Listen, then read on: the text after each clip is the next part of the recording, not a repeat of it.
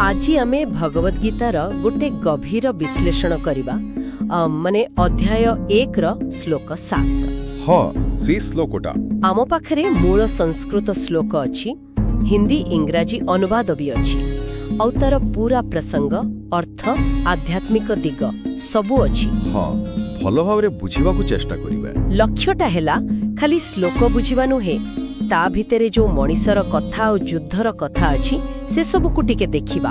एकदम भाबंतु टिके कुरुक्षेत्र युद्धभूमि, दुर्योधन ठिया हेचंती सामनारे गुरु द्रोणाचार्य। हाँ आग श्लोकरे से पांडव सेना विषय कहि सारिछन। ठीक एबे निज पटर कथा कहिबे।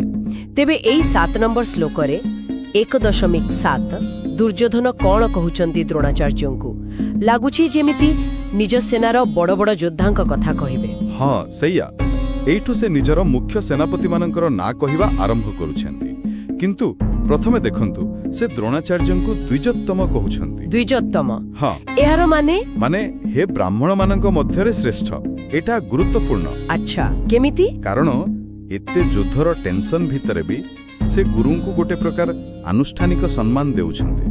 ओहो माने से समयर जो नीति नियम थिला सेटा को से बाहर को हेले भी मानुछंती। हाँ सेया देखाउछंती। आउ से निज सेनापति मानक पई विशिष्टा शब्द व्यवहार करिछंती। एटा तो सीधा अर्थ रे विशेष बा प्रमुख। हाँ ठीक, किंतु एटा कोन खाली गोटे शब्द ना, यहाँ पछरा आउ किछि अछि? माने केवल सैन्य शक्ति गणुछंती ना किछि मन भितरे कथा भी अछि? एटा भलो पॉइंट धरिले। विशिष्टार अर्थ तो ठीक विशेष बा प्रधान, किंतु प्रसंग देखिबा को हेबो परा। हाँ कारण आगरु से पांडव सेना कथा कहउछंती। एकदम तेणु जेतेबेले से निज पक्ष कथा कहउछंती ए विशिष्ट शब्दटा खाली गोटे तथ्य नुहे, तेबे एथिरे गोटे मनस्तात्विक दिग रहिछि बोली कुहा जाई पारे। हुए तो पांडवंकर सेना जहा बहुत सुसज्जित थिला ताकू देखि दुर्योधनक मनरे किछिटा कोन कहिबी आशंका आसीछि। अच्छा टिके असुरक्षित अनुभव करुथिले बोधे ना? हाँ होई पारे। सेइथिपाई से निजर श्रेष्ठ योद्धांकु विशिष्ट कही निजकु आउ निज गुरुंकु टिके आश्वासना देबाकु चाहुथाई परंती। ओहो माने एक प्रकार निजकु बुझेइबा भଳି जे आम पाखरे भी कम नाहंती निज भय को लुचेइबा पाई। हाँ सेमति किछि देखंतु दुर्योधनंकु बाहर आत्मविश्वास पछरे कोठी ना कोठी गोटे भीतर द्वंद्व बा असुरक्षा थाई पारे। आउ एटा तो मनीषर अहंकारर गोटे साधारण रूप। जेतेबेले आमे भितरे दुर्बल लागू बाहर को निजकु बेसी शक्तिशाली देखाइउ। बा एटा बहुत गभीर कथा। ताहले जदि आमे पूरा महाभारत को धर्म अधर्मर बा भल मंदर गोटे बड़ लड़ाई हिसाब रे देखिबा, हाँ तबे दुर्योधन जेमिति निज पक्षर शक्ति को गणुचंती एटा आम निज जीवन रे भी देखा जाएगी। को बड़ काम आगुरु आमे जेमिति निज सामर्थ्य को मने पकाऊ। निश्चय निश्चय एटा तो आमर मानसिक प्रस्तुतिर गोटे अंश। को बड़ चैलेंज आगुरु आमे निजर प्लस पॉइंट निजर सांग साथी बा सामर्थ्य को मने पकई निजको टिके दंभ देउ परा।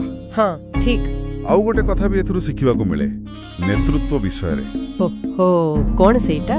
देखंतु जणे नेता पाई विशेष करी एमती संकट समय रे निज टीम रो समस्तक शक्ति को चिन्हिबा ताकू स्वीकार करिबा बहुत जरूरी। हाँ एहा द्वारा तो टीम रो मनोबल बगे। एकदम दुर्योधनक उद्देश्य जहा भी थाउ किंतु से एठी सेई कामटा आरंभ करूछंती, निज योद्धा मानकु मने पकाउछंती। ताहाले मोटामोटी भाबे एई गोटिए श्लोकरु आमे कोन सबु मुख्य कथा बाहर कले? हाँ जदि सारांश करिबा ताहेले गीतार एई 1.7 श्लोकटा देखिबाकू गोटे साधा सीधा लिस्ट भଳି लागि पारे, किंतु सेमिति नुहे ना। एहा भितरे बहुत किछि अछि। आमे देखिले दुर्योधनक कथारे युद्ध कौशलर इंगित अछि, गुरुंक प्रति पारंपरिक सम्मान भी अछि, आउ सेई भितरर असुरक्षा भाव आउ अहंकारर मिश्रण भी। एकदम तेणु एइटा खाली युद्धर कथा नुहे, एटा नेतृत्व मनीषर मन आउ भितरर द्वंद्व विषय रे भी बहुत किछि कहउछि। एबे गोटे शेष कथा जहा आमे आहुरी भाबी परिबा। आमे जानिछे जे एहा पर श्लोकरे दुर्योधन आहुरी अनेक मुख्य योद्धांक ना नेबे, भीष्म कर्ण कृपाचार्य इत्यादि। हाँ गोटे प्रश्न मनकु आसुछि, एमिति गोटे गुरुत्वर परिस्थिति रे जणे नेता जो क्रमरे निजर मुख्य लोक बा शक्ति को मने पकांती बा ना नियंती ଆଚ୍ଛା। ସେଇ କ୍ରମଟା ତାଙ୍କର ପ୍ରକୃତ ପ୍ରାଥମିକତା, ତାଙ୍କ ଚିନ୍ତାଧାରା ଆଉ ମାନସିକ ଅବସ୍ଥା ବିଷୟରେ କ'ଣ ସୂଚନା ଦିଏ? ବାଃ, ଏଇଟା ତ ଭାବିବା କଥା। କାହା ନା ଆଗ କହିଲେ କାହା ନା ପରେ, ଏହାର ବି କିଛି ଅର୍ଥ ଥାଇପାରେ। ହଁ, କାହାକୁ ସେ ସବୁଠୁ ବେଶୀ ଗୁରୁତ୍ୱ ଦେଉଛନ୍ତି ଆଉ କାହିଁକି, ଏହା ଉପରେ ନିଶ୍ଚୟ ଆହୁରି ଗଭୀର ଚିନ୍ତା କରାଯାଇପାରେ।